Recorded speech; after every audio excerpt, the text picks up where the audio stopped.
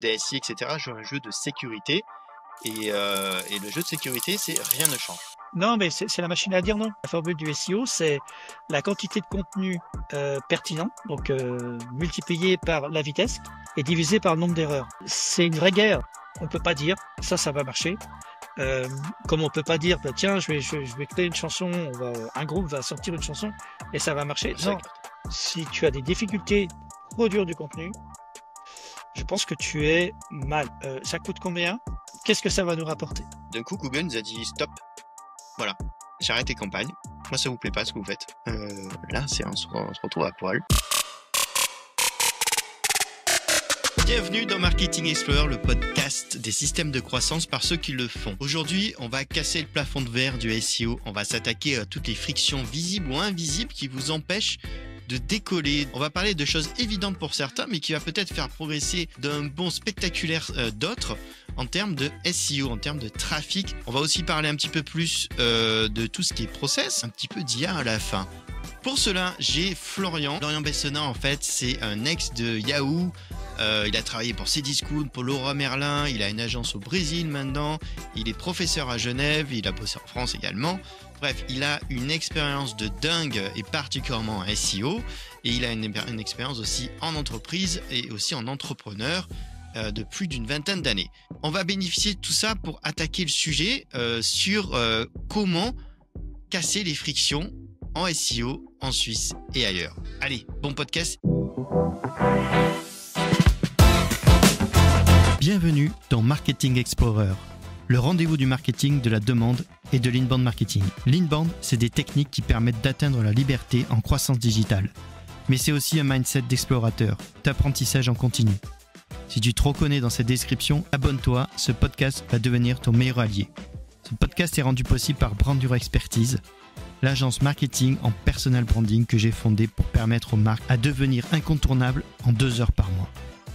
Diffuser du contenu éducationnel sous forme de sujets qui touchent au cœur et aux neurones, transformer les experts en talents médiatisables et surtout performer. Si cette vision te parle, alors rendez-vous sur brandyourexpertise.ch. Bon podcast. Bonjour. Salut, ça va Fabien? Ça va super, ravi de t'avoir dans cet épisode. Déjà, est-ce que tu peux te présenter en quelques phrases? Déjà présenté pas mal, hein. Donc moi je suis un ancien de Yahoo. J'ai eu la chance de participer à une aventure incroyable, c'est-à-dire lancer le SEO au sein de Yahoo et avoir une autre casquette qui était d'améliorer également le moteur de recherche, lutter contre le spam. Donc une expérience tout simplement incroyable. Yahoo a organisé la Coupe du Monde de la FIFA, donc des projets tout simplement titanesques. Et ensuite, j'ai accompagné d'autres acteurs, comme tu as dit. À ton avis, Florian, quels sont les freins principaux rencontrés par les entreprises suisses au niveau de leur croissance? Il y a 2 grosses frictions que je peux lire. Il y a une friction qui est une friction technique et qui se comprend, hein. C'est-à-dire que lorsque tu veux mettre à jour, et c'est bien entendu le défaut des audits SEO, quand tu fais un audit SEO, l'agence, son boulot, c'est de dire il faut faire tout ça. Et ça, c'est donné aux équipes techniques, et puis les équipes techniques, elles disent ah bah on peut pas faire. Ou alors, deuxième friction, euh, qui va être la notion de temps, temporalité. Alors ça, on peut faire, mais dans très longtemps. Ou alors ça, on va pas faire puisqu'on va faire une migration de site. Donc il y a toujours quelque chose, il y a toujours une machine à dire non. Et ça, c'est une première friction qui est une friction qui est plus technique qu'autre chose. Et cette friction, elle induit une deuxième friction qui est une friction de coût. Ouais. Si je peux en revenir peut-être sur avant qu'on parle des coûts. Moi, ce que j'ai observé, peut-être tu veux confirmer, c'est que il faut faire attention à la technique en fait. Moi, j'ai remarqué j'étais dans une entreprise qui était issue d'un patron qui était très technique. Il avait fait la Télécom Paris, etc. Donc en fait, il avait une survalorisation des talents qui étaient issus du technique et du coup, ils avaient un peu le mot sur tout, en tout cas au début. Et du coup, à chaque fois que le marketing, pour moi, j'arrivais avec une idée en fait sur laquelle il fallait bousculer la technique finalement était à chaque fois un filtre, un frein. Et voilà. Et tout ça pour dire qu'en fait, quand vous êtes patron, entrepreneur, etc., vous avez une équipe et tout, voilà, dosez bien en fait votre niveau comment dire de hiérarchique presque au niveau de la technique pour que ça ne devienne pas, ça paraît peut-être bête, mais c'est d'arriver un frein dans votre développement. Il faut parfois remettre la technique au bon niveau en fait de priorité, parce que il joue pas le même jeu. Généralement, le DSI, etc., joue un jeu de sécurité et le jeu de sécurité, c'est rien ne change. Je vais je vais me faire incendier, mais voilà, moi, mon expérience, c'est que le DSI, en fait, il est confortable dans le C'est très rien ne juste. change. C'est son Et, boulot. c'est l'entrepreneur, le patron, en fait, à dire, je prends le pari, je prends le risque de faire le changement avec une équipe marketing qui va proposer une autre plateforme, etc., d'avancer. Voilà, donc des fois, il faut avoir du courage, en fait, de remettre la technique au niveau, au niveau voulu pour prendre le courage de prendre des risques et d'aller plus loin, quoi. Et sinon, par défaut, mais soyez vigilants parce que souvent par défaut, et c'est normal que la DSI dise je veux rien changer. Voilà, faites bien attention à ça si j'ai un conseil à donner aux dirigeants d'entreprise qui peuvent nous écouter ou nous regarder. Florian, tu confirmes? Ah, T'as déjà ouais, je observé? confirme. Non, mais c'est la machine à dire non.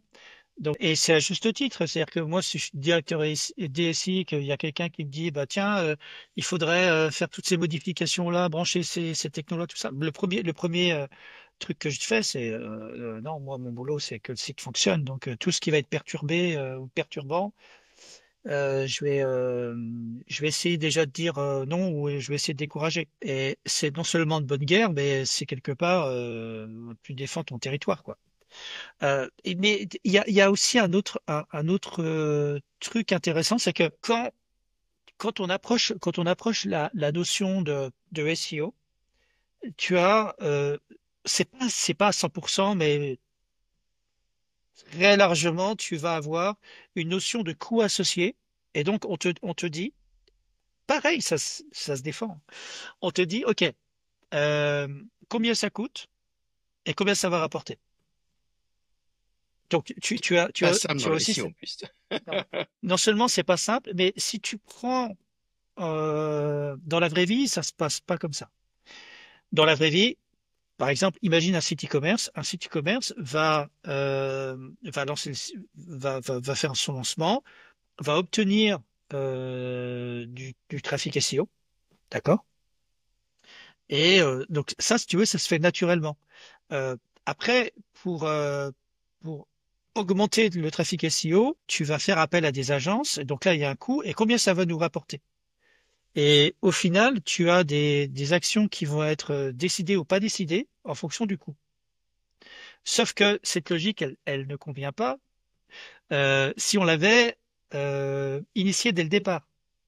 C'est-à-dire que donc on fait tout ça. Donc quand on travaille sur notre site, si on met déjà on demande de justifier tout ce qu'on va faire, ça va nous rapporter combien en SEO.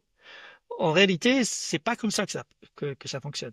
Le SEO, ça reste quelque chose, et par définition, c'est ce que dit Google, quelque chose on peut pas prévoir. On peut optimiser, et la réponse finalement, c'est le contenu qu'on va proposer contre tous les autres contenus qui sont disponibles. Si le contenu qui est proposé est meilleur que tous les autres, oui, on va avoir peut-être des résultats, mais c'est jamais garanti. Ce qui fait que le SEO, il n'y a jamais de retour sur investissement qui est garanti. On peut pas dire ça va marcher. Euh, Comme on peut pas dire bah, tiens, je vais créer une chanson, un groupe va sortir une chanson et ça va marcher. Ça, Non, carton. d'accord. Ça veut pas dire qu'il faut pas faire les investissements. En fait, l'investissement c'est une condition nécessaire. C'est pas il n'y a pas une corrélation directe entre une relation directe avec j'investis et j'obtiens des résultats. Non, il faut que ce soit bien fait. C'est pas en payant quelqu'un qu'on a des résultats. Donc ça aussi c'est sur les Mais coûts. sans payer personne, c'est- sans rien faire, on n'aura jamais de résultat. Donc voilà. Donc il y a beaucoup de projets, je pense, SEO qui vont ne pas se faire parce que on va dire ok, ça coûte combien? Qu'est-ce que ça va nous rapporter?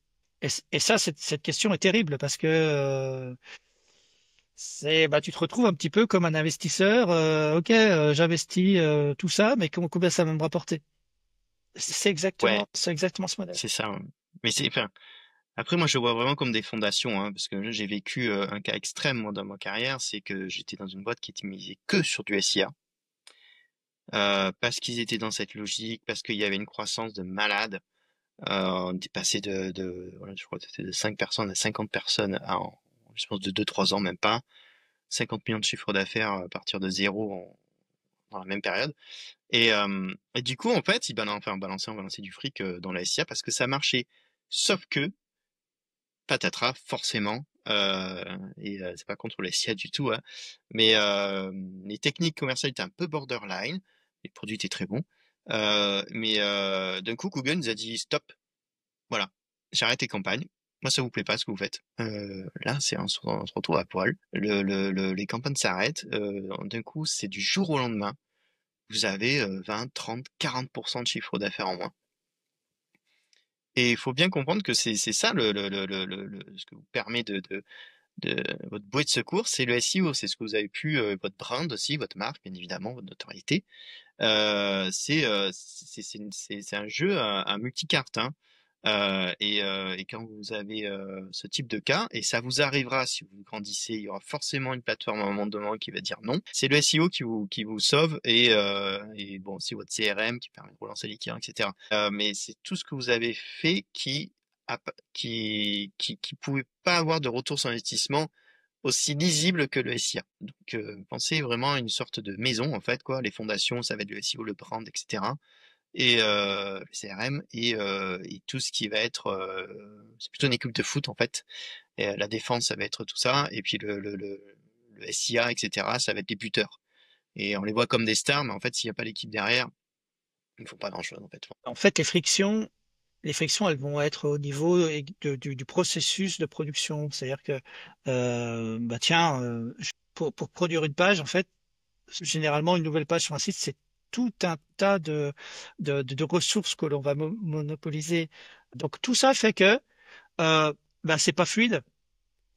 Et si on devait juste transposer ça sur les réseaux sociaux, donc si pour euh, moi réagir, mettre une petite étoile ou réagir à un post, mettre un commentaire, je devais passer par quelqu'un d'autre et engager en fait toute une réflexion, voilà, en fait, ça fonctionnerait pas les réseaux sociaux. Ce que je cherche à dire, c'est que le finalement, tu as deux mondes, le monde, l'ancien monde de l'entreprise pour la production de contenu, bah, c'est des CMS qui sont souvent lourds avec des process qui sont souvent lourds. Donc ça, c'est ce qu'on vit. Et puis d'un autre côté, tu as une liberté totale de production sur les réseaux sociaux. Tu as une production qui est immédiate. Donc ça, on voit qu'il y a, bizarrement, ça peut être deux pages, mais il peut y avoir une page, par exemple, si tu publies un billet sur LinkedIn, t'as aucune friction. T'as aucune friction. Et en plus, t'as l'IA qui va te permettre euh, de t'assister dans la rédaction. Mais t'as pas de friction. C'est pour ça que les gens postent sur LinkedIn, entre autres. Parce Ouais, qu'ils le ouais, je peuvent, suis tout d'accord. simplement. Et Ouais, s'ils devaient passer par les mêmes SaaS pour que ce soit finalement en ligne, bien entendu qu'ils ne le feraient pas, ou ils le feraient au début et ils s'arrêteraient. on revient sur le sujet de la fluidification du process. Et pour un peu étayer un peu tout ce que tu dis, en fait, j'ai vu que même Pixar, euh, dans la dernière présentation de Canva, en fait, qui a eu lieu il y a 2-3 jours là, en fait, Pixar ont décidé en fait de donner accès à Canva à leurs employés pour faire des illustrations, en fait, pour fluidifier le process, aller beaucoup plus vite. Et pour faire les illustrations, par exemple, que vous trouvez sur Apple TV, etc. En fait, les petites vignettes un peu partout sur les réseaux sociaux aussi. En fait, les employés ont directement tout ce qu'il faut en faire sur Canva, en fait, quoi. Ils se débrouillent eux-mêmes et hop, voilà, quoi. En fait, et c'est fait. Du coup, la même personne a accès à un outil assez puissant, ou même maintenant assisté par l'IA. À mon avis, bien sûr, d'être un peu calibré par Pixar pour que les gens soient une sorte de liberty in the box, on va dire. Et voilà, en fait, la clé, c'est de prendre possession de ces nouveaux outils et en fait de le donner finalement à son salarié, etc., pour qu'il soit une liberté en fait, de productivité, hein, finalement, parce qu'on en revient à la productivité. Et en fait, ça va beaucoup plus vite et la qualité est là en plus, quoi. Donc voilà. on est bien d'accord que c'est pas eux qui vont choisir la DA euh, des nouveaux personnages Pixar, etc. Mais ils en ont pas besoin en fait. Et du coup, en fait, ils permettent de produire beaucoup plus vite et bien en fluidifiant le process, quoi. Il y a des outils comme ça. On en parlera dans un prochain épisode, mais toi, tu as Simplex qui a dans le. Tu veux faire un petit teaser de Simplex peut-être? Hein. Oui, en fait, Simplex, c'est une solution. Donc, le nom de l'outil, c'est index à surface. On cherche à apporter une solution à ce défi de production de contenu parce que toutes ces frictions, qu'est-ce qu'elles font? C'est quoi le vrai impact? En réalité, aujourd'hui, si tu as des difficultés pour produire du contenu, je pense que tu es mal. En réalité, toutes les entreprises qui produisent des contenus, en réalité, elles sont gagnantes parce qu'elles assurent leur visibilité SEO avec du contenu de plus en plus. Ah, je te parle du contenu de qualité, bien entendu, hein. Mais si tu as du contenu de qualité que tu produis massivement, ça améliore ton SEO, ça améliore également ton SIA parce que tu peux aussi travailler intelligemment en disant, bah, je vais faire un one search. Donc, je vais partir du principe que je peux miser un petit peu d'argent sur tous les contenus que je crée pour le SEO.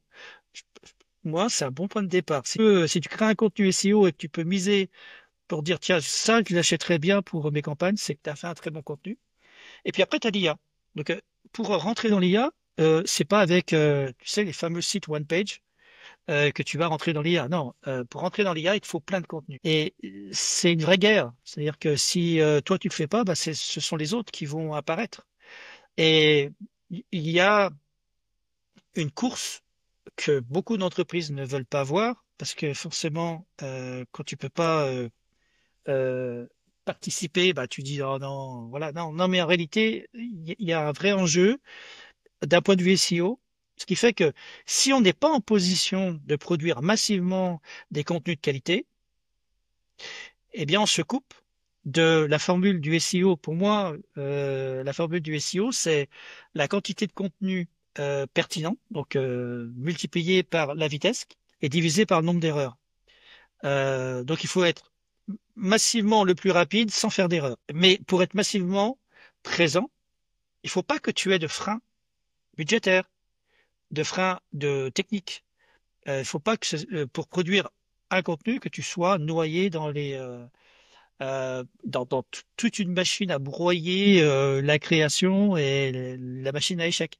Donc nous ce qu'on a développé, donc on a développé une solution pour permettre de retirer toutes les frictions, de se mettre au niveau de la production social media, pour faire simple, ce qui fait que comme chez Pixar, c'est que n'importe quelle personne, y compris la responsable comptabilité, peut être en mesure de modifier un contenu et de publier un contenu de qualité, de qualité. Et pour ça, on combine deux choses. On combine d'un côté euh, quelque chose qui permet de publier, donc qui est un OCMS, un OCMS, voilà, il n'y a pas de CMS. Sur Et notre épisode, mais c'est ça. de l'autre côté, d'avoir bah, finalement ce que Pixar a peut-être développé un peu avec sur Canva en encadrant la rédaction. Je veux dire quelque chose. En fait, on va m'aider à le dire et ça, c'est un agent IA qui peut personnaliser, Qui est qui peut le personnalisé, faire. paramétré pour votre entreprise et qui permet Ouais, c'est ça.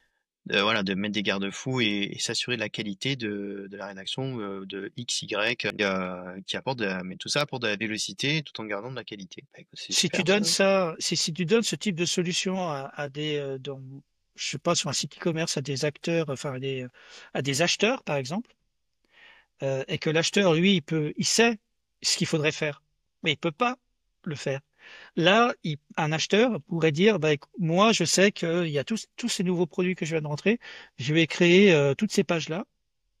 Alors, dans notre démarche, c'est qu'il puisse être autonome et qu'il puisse, de son côté, dire, voilà, moi, je vais vous préparer tous ces contenus. Et puis, il y a quand même une partie validation pour la mise en ligne.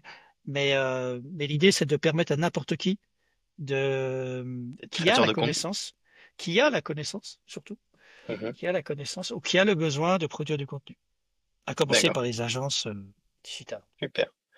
Écoute, ça introduit très bien notre deuxième podcast qui sera sur l'IA, en fait, et les SEO et on va voir un peu qui c'est qui en profite le plus aujourd'hui et comment on peut en profiter le plus, tout en gardant en esprit, en fait, que l'IA va pas vous remplacer ou nous remplacer, mais par contre, celui qui gère le mieux le IA aujourd'hui va très probablement te remplacer. Alors que ce soit en termes de salarié, business ou entrepreneur ou directeur. Donc voilà, l'idée, c'est d'embrasser l'évolution et de faire en sorte qu'elle apporte plus de valeur pour toi. Merci Florian, merci pour Merci à toi. tous tes éclaircissements sur ce sujet. On se revoit dans un deuxième épisode donc qui parlera de SEO et de l'IA. En fait, pour savoir un petit peu comment s'en sortir et en profiter, quels sont les secrets en fait pour en profiter le mieux. Je vous invite à aller voir cet épisode quand il sera disponible. Je pense que vous avez fait une démonstration assez impressionnante à Marketing Genève. On va la développer d'autant plus. Merci Florian, à bientôt. Merci Fabien. Bienvenue dans Marketing Explorer, le rendez-vous du marketing, de la demande et de l'inbound marketing. L'inbound, c'est des techniques qui permettent d'atteindre la liberté en croissance digitale. Mais c'est aussi un mindset d'explorateur.